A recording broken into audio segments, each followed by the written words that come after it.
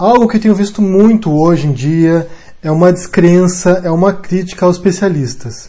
É como se pessoas que estudaram a vida inteira sobre um assunto, sobre certa especialidade, não fossem qualificados para falar sobre isso, e quem são os qualificados são justamente aqueles que não estudaram o assunto, ou estudaram de maneira genérica aquele assunto, e que se sentem mais habilitados para falar sobre isso. Isso é muito comum aqui na internet, é muito comum no YouTube, é muito comum em discussões no Facebook. Inclusive, uma coisa que eu vejo também é quando alguém fala assim, olha, mas eu estudei isso, eu me formei nisso, eu tenho um doutorado nisso, alguém fala assim, mas seu diploma não quer dizer nada. Muitas vezes não quer dizer nada de fato, mas geralmente eu acho que a gente não pode desqualificar e nem jogar todos os especialistas no mesmo balde e achar que eles não sabem o que falam. O que eu quero debater com vocês hoje, o que eu quero questionar com vocês hoje, são sobre esses tipos de conhecimento, os conhecimentos específicos e abrangentes, e para que eles servem, e como eles se articulam, como a gente pode utilizá-los nos dias de hoje. A princípio eu separei algumas categorias de tipo de conhecimento, Eu acho que existem as pessoas que não sabem nada sobre nada, são pessoas que se movem pelo senso comum, pelos que os outros dizem, pelo que a imprensa diz, ou pelo que eles ouvem por um ouvido aqui na rua e saem dividindo isso com os outros. Então são pessoas que não têm nenhum tipo de qualificação, nenhum tipo de conhecimento e não dedicaram nenhum tempo para estudar nenhum assunto. Isso aos montões, isso aos milhões por aí. Depois há aquela pessoa que conhece um pouquinho de cada coisa, não tem nenhum conhecimento profundo sobre nada, mas sabe conversar, sabe opinar sobre vários assuntos diferentes. É um conhecimento superficial, mas que permite com que ela troque umas ideias sobre isso. Depois há aquelas pessoas que sabem bem sobre um único assunto, que se aprofundaram sobre aquilo ali, que dedicaram suas vidas para aquele único assunto específico, são muito boas naquilo que fazem e podem falar com propriedade sobre aquele tema específico. E há aqueles que sabem sobre alguns assuntos, 2 ou 3 assuntos específicos, com profundidade também, que geralmente dedicaram muito tempo também para avaliar cada um desses assuntos particulares, e geralmente são assuntos relacionados, Ou, por exemplo, alguém que estudou a história da Segunda Guerra Mundial e que nesse meio, nesse campo da Segunda Guerra Mundial, conhece muito bem sobre o nazismo ou sobre a resistência francesa, algum assunto específico dentro de um segmento que já é mais específico.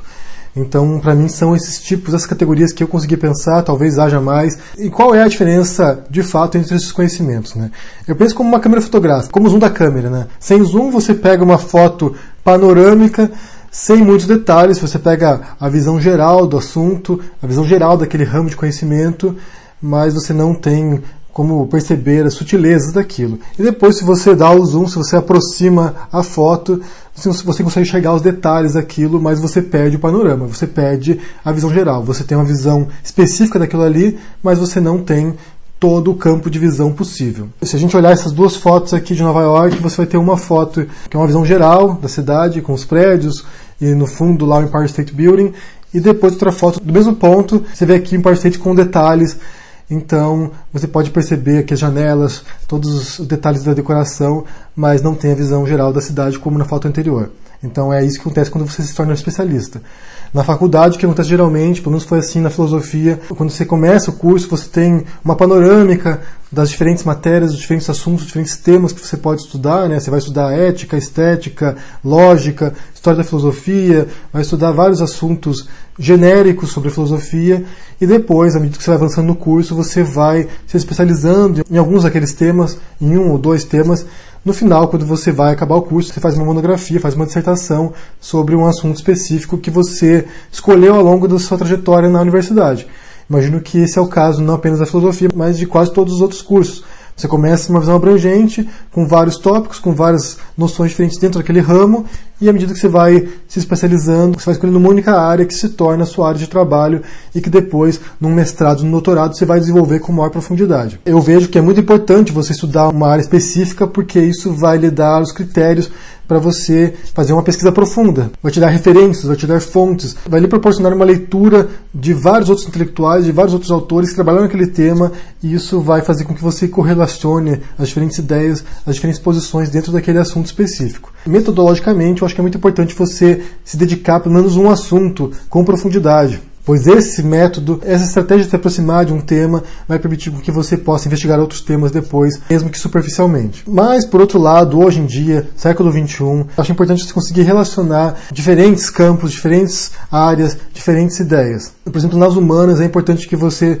numa área específica, né, como sociologia, talvez seja importante que você entenda um pouco sobre psicologia, sobre filosofia, sobre direito, sobre história, sobre economia. Então, mesmo que seja superficialmente, mesmo que você só tenha alguns conceitos sobre isso, algumas noções gerais sobre esses assuntos, é importante que você saiba para poder também unir essas ideias no final e ter uma visão um pouco mais abrangente, um pouco mais completa da sua própria área. Falando de mim próprio, né, da minha própria experiência nessa área de investigação, quando eu estava na faculdade, eu me interessava pela parte de estética, então foi o que eu estudei, foi o que eu me dediquei, foi a parte da obra de arte, de como entender a obra de arte, de como estudar a história da arte, do que é o artístico, do que é o belo, e também, junto com isso, paralelamente a isso, a questão da verdade, do que é a verdade, de como se constrói a verdade, se existem verdades absolutas ou não. Esses são dois temas aos quais me debrucei e que ainda hoje me interessam bastante. E depois que saí da faculdade, eu comecei a pesquisar de maneira mais abrangente outros assuntos dentro da filosofia. Há assuntos que não me interessam tanto, outros que me interessam mais. Por exemplo, não me interessa tanto a filosofia analítica, não me interessa tanto a lógica, a matemática. Então são assuntos que eu sei um pouco, sabe, superficialmente, mas não me dediquei muito. Hoje em dia, me interesso bastante pela filosofia política e também por questões éticas. E além disso, nos últimos tempos eu tenho estudado bastante psicologia, então tanto psicologia cognitiva, né, para entender como nossa mente funciona, como a gente conhece o mundo, como nossa mente funciona para processar essas informações, e também psicologia social, que é como nós nos relacionamos com as outras pessoas ou em grupos. Esse é um assunto que me interessa muito, como funciona a psicologia das massas, das pessoas em grupos, porque eu acho que individualmente a gente pode ser muito racional, até pode refletir muito sobre as coisas, mas em grupos a gente é bastante irracional. Então são assuntos que hoje eu estudo e que eu acho que estão muito vinculados com a questão da verdade para mim, de como você conhece o mundo e constrói a verdade a partir disso, e como a gente pode errar nesse processo, como a gente, ao conhecer o mundo, faz inferências incorretas com base em nossa própria psicologia. Mas tem vários outros campos pelos quais me interesso. A literatura foi um deles, né, foi o qual me dediquei durante 18 anos estudando literatura, estudando teoria da literatura e como escrever melhor. Então esse é um assunto que não foi da faculdade, mas que desenvolvi por conta também. E a minha especialidade foi em literatura, né? Quando eu fiz a pós-graduação foi em literatura e história. São assuntos sempre aos quais eu estou voltando para estudar mais, para investigar mais. Sociologia, agora recentemente, também tenho estudado antropologia, questões de economia, que não é muito meu interesse, realmente não me interessa tanto por economia assim, mas eu acho que é importante para poder entender os tempos atuais e as transformações profundas que a gente está passando. Então, como eu disse, é importante que você se dedique a um assunto específico que você goste e conheça com profundidade, que possa falar com propriedade daquilo, mas é importante também ter a visão abrangente, conhecer outros campos e relacionar essas informações no final. É impossível ser um especialista em tudo, é impossível você conhecer tudo com profundidade, isso não é possível realmente, mas também não dá para ser muito superficial o tempo todo. Eu quero saber de vocês o que vocês pensam sobre isso, se faz sentido questionar o conhecimento dos outros, de especialistas, de gente que estudou isso, de doutores em certas áreas, se pessoas leigas no assunto tem qualquer tipo de credencial, qualquer tipo de autoridade para questionar esse tipo de conhecimento, qual é a importância de ter um conhecimento específico ou abrangente sobre as coisas, e você em particular, qual é o assunto específico que você domina, o que você estudou, ao que você se dedicou em sua vida,